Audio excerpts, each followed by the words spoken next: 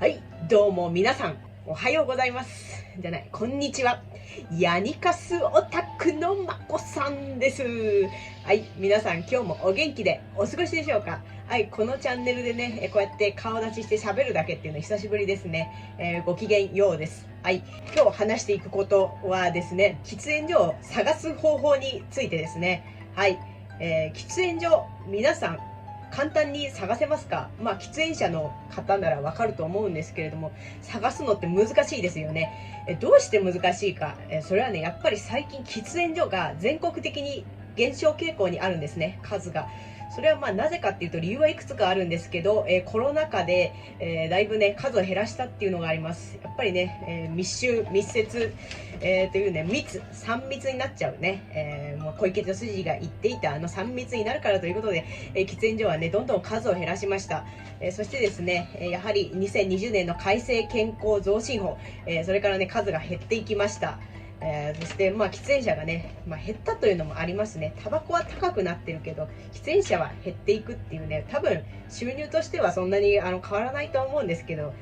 数がどんどん減ってるので、やはり喫煙者の肩身は狭くなっている今日この頃です。はい、それでも、喫煙者の方っていうのはまだまだ全国にたくさんいらっしゃいます。私もね、一喫煙者ですしね、やっぱり喫煙所探しには困ると思います。だから、私なりの、意見というかね、私なりの経験を踏まえて、喫煙所をね、私がいつもどのように探しているか、このように探したらいいですよっていうのを今からね、お伝えしていこうと思います。私が思いついた、探す方法っていうのは主に4つほどあります。まず1つ目ですけど、今時代は令和です。だから、文明の利器を使うという方法です。文明の利器、つまりスマホのアプリを使うというね、方法です。どうやって探すか。アプリがあります。クラブ JT の喫煙所マップ、それと、普通の、何かよくわからないけど喫煙所マップっていうね、アプリがあります。それを使う。それか、あとは、ネットで普通に、スマホでサファリとか、Chrome とか開いて調べるっていうのを思いつきます。クラブ JT の喫煙所マップっていうのは、JT ってね、日本タバコ産業っていう会社が作っている、喫煙所マップのサイトです。これね、スマホからも利用できます。特にアプリとかではないんですけど、ウェブブラウザ開いていただいて、クラブ JT 喫煙所マップで調べていただけると多分ご覧いただけると思います。どうしてこれが、そんなに便利か、言いますとね、現在地からだいたい喫煙所がね、周りにどこにあるかっていうのをね、出してくれます。旅行先とかね、出張先とかでもね、簡単に開くことができます。で、そして例えばですね、東京駅の喫煙所を知りたいと思った時は、検索欄に東京駅っていう風に入れて、ぴょっと調べたら東京駅のマップが出てきて、その周りにこうね、喫煙所がこう何軒かここにあります、ここにありますって出てくるんですね。はい。大体参考になります。結構ね、信憑性はあります。これ、行ってみたらないこともあるんですけど、役に立つとは思います。そして、慣れてきた方はね、自分自身で、ここが喫煙所ですっていうのをね、投稿してみるのもどうでしょうか。はい。で、そしてもう一つは普通の喫煙所マップっていうアプリですね。これはiPhone だったら App Store、そして、Android だったら Play Store からね、ダウンロードできます。オレンジのアイコンで、これは多分、喫煙所アプリの中だと一番利用されてると思います。で、掲載されてる喫煙所の数がとにかく多い。もう一般のユーザーが投稿していってくれてるので、もしかしたらクラブ JT の喫煙所マップよりも結構いろんな小回りが効いてるっていうか、いろんな、ね、喫煙所がね見れると思います。普通のね外にある喫煙所もそうだし、一般喫煙所も含めて、レストランの中の喫煙所、お店の中の喫煙所、パチンコの中の喫煙所とかね、いろんなのがね載っています。だから私は、おすすめするのはそのクラブ JT の喫煙所マップとこの、オレンジのこの喫煙所マップっていうのを併用するっていうのがねいいと思います。大体ほとんどオレンジの方で済んじゃうんですけどね。はい。で、そして最後は、ネットでサファリとかで、どこどこ駅喫煙所とかどこどこ施設喫煙所っていう風に調べる、これがね本当一番確実です。それで大体は探すモークっていうサイトがあるんですけど、そこに、ここの駅をこういう風にこう歩いたらここに喫煙所がありますっていうね、詳しい情報がね載っています。これがね多分一番手っ取り早く分かりやすくね、場所を本当分かんなかったらこれを使うといいと思います。サファリで、東京駅喫煙所って調べてみるのが一番いいと思います。はい、これが、令和時代に生きる、人間ならではの考え、文明の利器を、活用するっていうね、喫煙所の探し方です。はい、次はですね、歩いて探す。これ最も一般的な方法ですね。これもねコツがあるんですよ、実はね。私が、山手線の喫煙所探しとか、中央線の喫煙所探しとかね、結構今まで喫煙所探しを、動画でもプライベートでもしてきましたけど、これにはねコツがあることに気づきました。まず駅の場合はですね、駅、東口西口とこうね、でかい駅だとありますけど、北口南口、その出口の近くを探す。出口の近くを探すんですけど、運がいいとだいたいこっちに喫煙所がありますっていう案内板がねあるんですね。ないところの方が多いので、出口付近をぐるっとねこう探すのが一番いいです。出口からちょっと離れてる時もあるので、100発100中とは言えないですけど、だいたい出口から出て、3分以内には絶対あります。はい。であとは、パチ屋とかね、パチンコ屋さんがあったらその中に喫煙ブースがあるので、パチンコはしないけどパチンコ屋さんの喫煙ブースを借りるっていう手もねあります。あとはもう分かんなかったらドトールコーヒーとかね、都会だとありますね。ドトールコーヒー、エクセルシオールカフェとかチェーンのカフェですね、その中に喫煙ブースがありますっていう店見つけたら、1回300円ぐらい払えば、喫煙所をゲットできますんで、それもね活用してみるといいでしょう。商店街、古い商店街っていうのもポイントですね。古い商店街があった場合、古いお店があります。その前にはだいたい灰皿がありますね。居酒屋さんの前とかね、あるところにはあるので、そういう商店街を探してみるっていうのもいいと思います。でもこれはねあんまり確実ではない方法ですけど、原始的な方法です。アプリが分かんないよっていう方はこの2番目を使ってみるといいでしょう。そして、両方分かる方はね、2番目で探してダメだったら、アプリを使うっていうのも考えてみるといいでしょう。そして、次、これも原始的な方法です。3番目、人に道を聞く。喫煙所がどこにあるか聞く。でもね、誰にも聞いていいっていうわけじゃありませんよ。聞く人も選ばないといけないです。人種を選ばないといけない。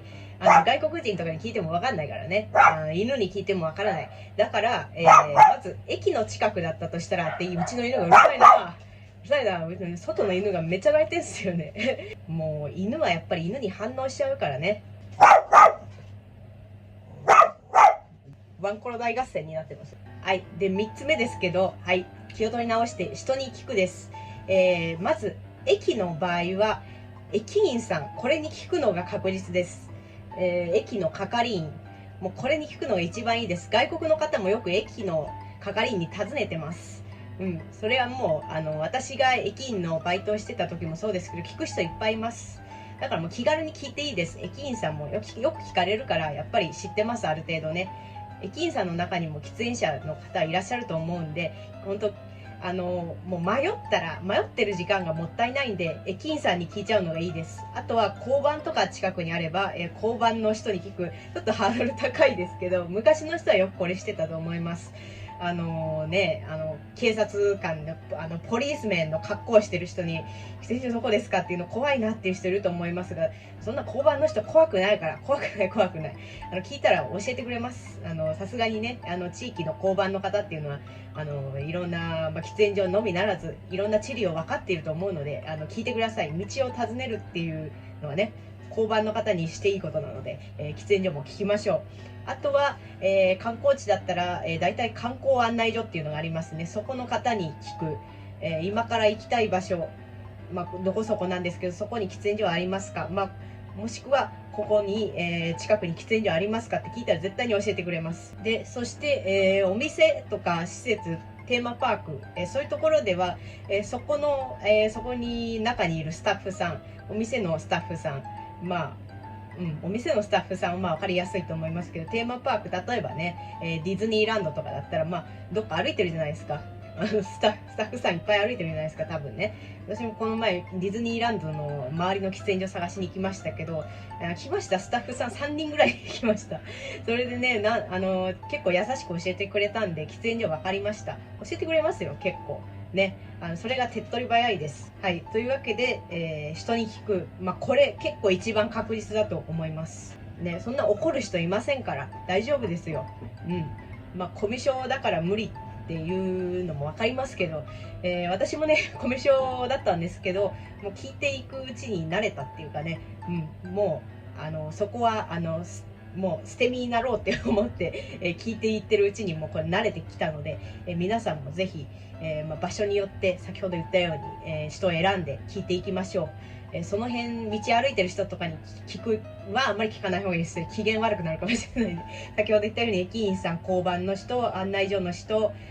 そして施設内お店とかそういう商業施設ならそこのスタッフさんに聞きましょう。はい、そして、最後の砦ですけど、もう何もないところ、とにかく人もいない、建物もない、